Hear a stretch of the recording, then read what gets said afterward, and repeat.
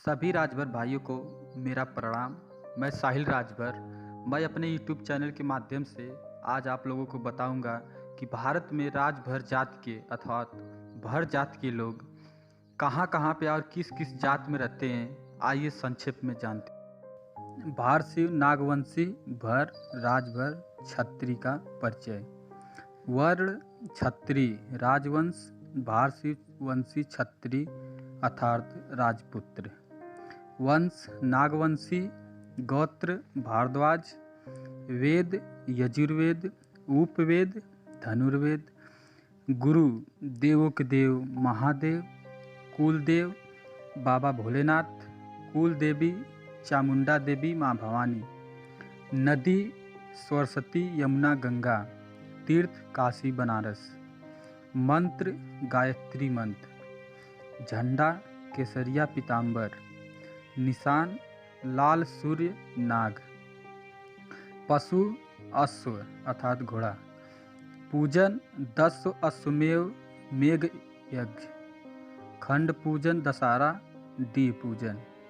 भारशिव नागवंशी छत्री की एक प्रशाखा है।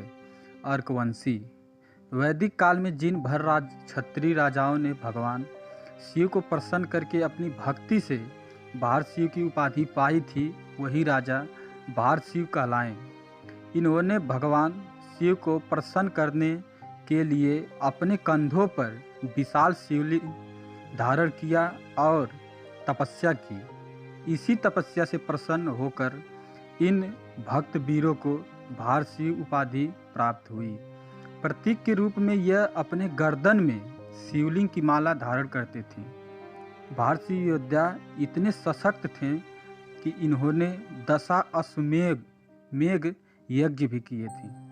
वैदिक काल तक भारशिव अर्क वंश से संबंध रखते थे, परंतु समय के साथ भारशिव योद्धा नागवंश से संबंध रखने लगे।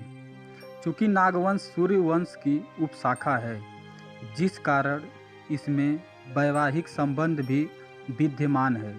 स्वयं भगवान श्री राम के ज्येष्ठ पुत्र कुश का विवाह नागवंश की राजकुमारी से हुआ था। अतः भारशिव राजाओं के आराध्य देव भगवान शिव हैं और नागवंश के आराध्य देव भगवान शिव हैं, जिस कारण इन दोनों कुलों में वैवाहिक संबंध स्थापित होने के कारण भारशिव की उपाधि को नागवंश के राजाओं ने आगे बढ़ाया। इसी भारशिव के नागवंश में कई राजाओं ने, इनमें महाराजा भवनाग महाराजा नवनाग आदि प्रसिद्ध हैं। इसी भारशिव के नागवंश में राष्ट्र रक्षक महाराजा सुहेलदेव राजभर ने जन्म लिया और बहराइच के युद्ध में 1.5 लाख से अधिक इस्लामी जिहादियों की गर्दन गाजर मूली की तरह काट डाली और संपूर्ण देश की रक्षा की। यह युद्ध 1034 ईस्वी में बहराइच में लड़ा गया था, जिसमें 21 राजाओं ने महाराजा सुहेलदेव राजभर का अनुसरण करके युद्ध किया था। इस घटना का वर्णन मध्यकालीन ग्रंथ जेमिनी में इसका उल्लेख है। इस युद्ध के पश्चात विश्व में भारत के राजाओं का ऐसा आतंक व्याप्त हुआ था कि अगले 300 वर्षों तक किसी इस्लामी आक्रमणकारी ने भारत पर आक्रमण करने का साहस नहीं किया। इसके वैवाहिक संबंध वाकाटक वंश से थे और तत्कालीन राजवंशों से भी इनके वैवाहिक संबंध थे। सूर्यवंश सतयुग में इक्ष्वाकुश वंश के नाम से जाना गया और त्रेता युग में रघुवंश के नाम से जाना गया। द्वापर युग में अपने मूल नाम नागवंशी से जाना गया और कलयुग में भर राजभर के नाम से जाना गया और भविष्य में जाना जाएगा। सतना रियासत के इतिहास के धूमिल पन्ने मध्य प्रदेश स्थित सतना रियासत का किला कोठी के नाम से प्रसिद्ध है। इस किले पर अब बघेल राजपूतों का कब्जा है। लेकिन इस रियासत के इतिहास पर गौर करें तो यहाँ कभी शक्तिशाली भर राजाओं का राज हुआ करता था।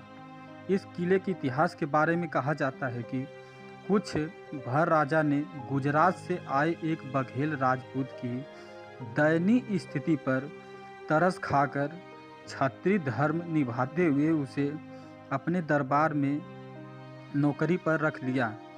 कुछ ही समय में वो भर राजा के करीबी सलाहकारों में गिना जाने लगा और एक दिन मौका पाकर उसने भर राजा का कत्ल कर दिया और उसकी सत्ता हथिया ली। तभी से इस किले पर बघेलों का कब्जा हो गया। कुछ इतिहासकार ये भी मानते हैं कि अवध और बुंदेलखंड में मुसलमानों द्वारा 200 साल तक चलाया गया भर मारो अभियान के समय सतना रियासत के भर राजा अपनी पहचान छुपाकर भर राजपूत से बघेल में कन्वर्ट हो गए और अपने मृत्यु की मनगढ़ंत कहानी अपनी प्रजा में फैला दी, जिससे उनकी जान तो बची ही, उनको मुसलमानों द्वारा इनाम भी मिला, साथ ही साथ उनकी रियासत भी बच गई।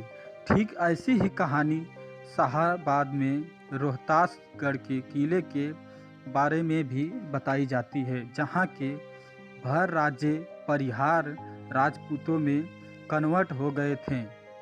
इसी प्रकार उत्तर प्रदेश में आजमगढ़ मऊ घोसी के सेंगर राजपूतों की कहानी भी यही बताती है कि इटावा के भर राजपूतों से निर्णायक लड़ाई में सेंगरों की करारी हार हुई। फिर वहां से एक सेंगर राजपूत हार मानकर पूर्वांचल आ गया और वहां आजमगढ़ में भर राजा असील देव राजभर के यहाँ शरणार्थी बनकर नौकरी करने लगा। फिर एक दिन मौका पाकर उस भर राजा का कत्ल कर देता है। इस घटना के बाद उसने इस क्षेत्र में सेंगर राजपूतों की नींव डाली और यहीं से राजभरों का इतिहास और कास्ट जो है चेंज होने लगा। और अगर आप लोगों को ये वीडियो में त्रुटि आई हो और बोलने में, तो मैं क्षमा चाहूँगा। सभी भाइयों से निवेदन है कि अपने समाज को जगाएं, इतिहास को जानें और एक दूसरे का सहयोग करें। जय महाराजा सुहेलदेव राजभर, जय माँ भवानी, हर हर महादेव, जय राजभर समाज।